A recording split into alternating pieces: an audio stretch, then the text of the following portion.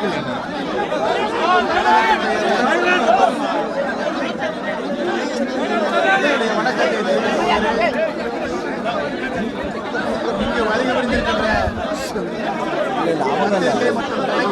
Police பாரோட ஒதுக்கிட்டா போதும்.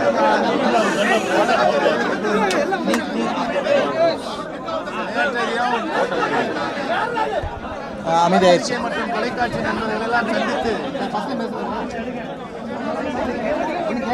இல்லை சரியாயிரும். அப்படியே அமைதியாயிட்டா போதும். கட்டாயப்படுத்தி ராஜினாமா செய்தது குறித்து விரிவான விளக்கத்தை நேற்றே நான் அறிவித்திருந்தேன். மற்றும் பத்திரிகை நண்பர்களும் தொலைக்காட்சி நண்பர்களும் பல்வேறு வினாக்களை என்னிடம் கேட்டு அதற்குரிய பதிலையும் நேற்றே பெற்றிருக்கிறார்கள். இந்த சூழ்நிலையில் மீண்டும் பத்திரிகை மற்றும் தொலைக்காட்சி நண்பர்கள் இங்கே கூடியிருக்கிறீர்கள். நீங்கள் என்ன நினைக்கிறீர்கள் என்பதை நீங்கள் சொன்னால் அதற்குரிய பதிலை நான் தருவதற்கு தயாராக இருக்கிறேன்.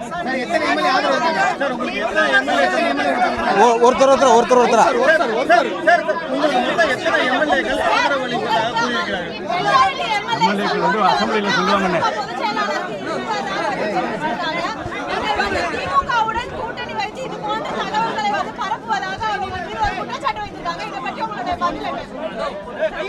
என்னுடைய அரசியல் வாழ்க்கையில் கட்சிக்கு ஆட்சிக்கும் எந்த நிலையிலும் ஆளுங்கட்சியாக இருந்த பொழுதும் சரி எதிர்கட்சியாக இருந்த பொழுதும் கட்சிக்கு எந்த நிலையிலும் பன்னீர்செல்வம் துரோகம் செய்தான் என்ற பெயர் என்னிடம் எப்பொழுதும் ஏற்பட்டதில்லை. இப்பொழுது மட்டும் அவர்கள் புதிதாக ஒரு பிரச்சனையை இங்கே பத்திரிகையின் வாயிலாக சொல்லிக் கொண்டிருக்கிறார்கள். அதற்கு காலம்தான் உரிய பதிலை தரும்.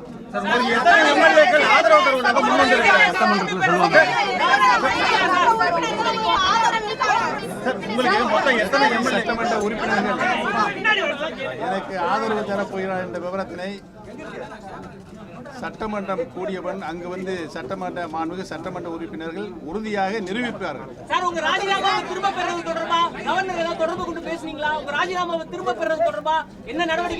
ராஜினாமாவை திரும்ப பெறுவதற்குரிய ஒரு கட்டாய சூழல் ஏற்பட்டால் உறுதியாக திரும்ப பெறுவேன்.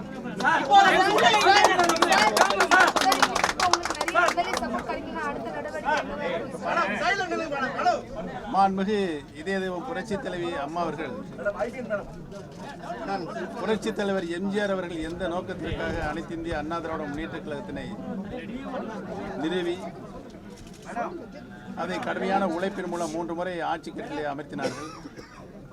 மாண்புமிகு இதய தெய்வம் புரட்சி தலைவி அம்மா அவர்களும் கிட்டத்தட்ட ஒரு 16 ஆண்டு காலம் தமிழகத்தினுடைய முதலமைச்சராக இருந்து ஒரு சிறப்பான ஆட்சியை, சாதனை மிகுந்த ஆட்சியை, ஏழை எளிய மக்களுக்கு பல்வேறு திட்டங்களை அவர்கள் இல்லங்களுக்கு கொண்டு போய் சேர்த்த முதலமைச்சராக சிறப்பாக ஆட்சி நடத்தினார்கள்.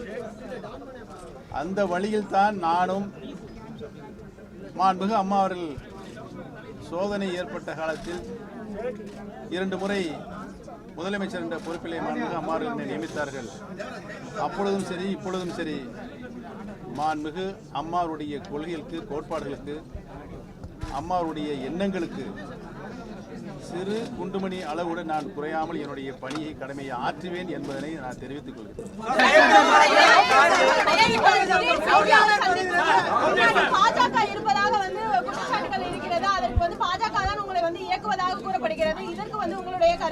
அது வடிகட்டிய பொய், உண்மைக்கு மாறான தகவல். சசிகலா பத்தி 10% உண்மைதான் சொல்லிருக்கீங்க. மிச்சம் உண்மை எப்ப சொல்ல போறீங்க? சசிகலா பத்தி 10% உண்மை பதிலை சொல்லிவிட்டேன். இல்ல இன்னும் நிறைய உண்மை இருக்கலாம் சொல்லிருக்கீங்க. அதை என்னுடைய நான் போட்டு ஜீரணித்துக்கிட்டேன்னு சந்தித்த போது மறைந்த முதலமைச்சர் ஜெயலலிதாவின் மரணத்தில் சந்தேகங்கள் இருப்பதாகவும் அதே போன்று மருத்துவமனைக்கு கொண்டு செல்வதற்கும் அவருக்கு என்ன நடந்தது வீட்டில் என்பதை தெளிவுபடுத்த வேண்டும் என்ற மாதிரியான கோரிக்கைகள் முன்வைத்திருக்காரு. இதுக்கு உங்களுடைய கருத்து 75 நாட்கள் நீங்கள் மருத்துவமனைக்கு சென்றிருந்தீர்கள். முதல்வரை பார்த்தீர்களா? மருத்துவமனையில் நடந்தது என்ன? மாண்புமிகு இதயதேவம் புரட்சி தலைவி அம்மாவுடைய உடல்நிலை பற்றிய சந்தேகங்கள் இன்றைக்கு பரவலாக நாட்டு மக்களிடையே அவருடைய இதயங்களிலே இருக்கிறது. அதை போக்க வேண்டிய கடமை ஒரு அரசுக்கு இருக்கிறது என்பதை நான் உணர்ந்திருக்கிறேன். உறுதியாக ஒரு விசாரணை கமிஷன் அமைக்கப்படும். உச்ச நீதிமன்றத்தினுடைய தற்போது பொறுப்பில் இருக்கின்ற உச்சநீதிமன்ற நீதிபதி அவர்கள் அந்த விசாரணை கமிஷனுக்கு பொறுப்பேற்று விசாரணை செய்து முடிவுகளை நாட்டு மக்களுக்கு அளிப்பார்கள் என்பதை தெரிவித்துள்ளேன்.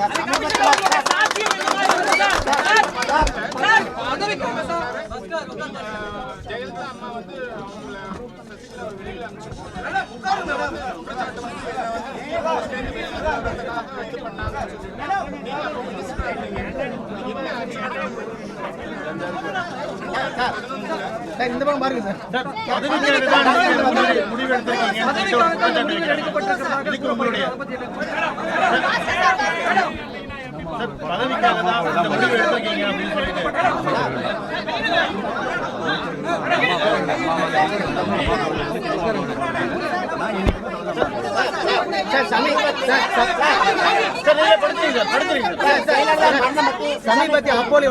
சமீபத்திய அப்போலோ டாக்டர் பேட்டி நிர்பந்தத்தால பண்ணப்பட்டிருக்கா? இல்ல, அது விசாரணை முழுவதும் விசாரணை கமிஷனுடைய மூலமாக வெளிவரும். நீங்க அமைச்சிருக்கீங்களா? அரசு சார்பில் அமைச்சிருக்கா? உறுதியாக அமைக்கப்படும். கவர்னர் எப்ப சந்திக்க போறீங்க?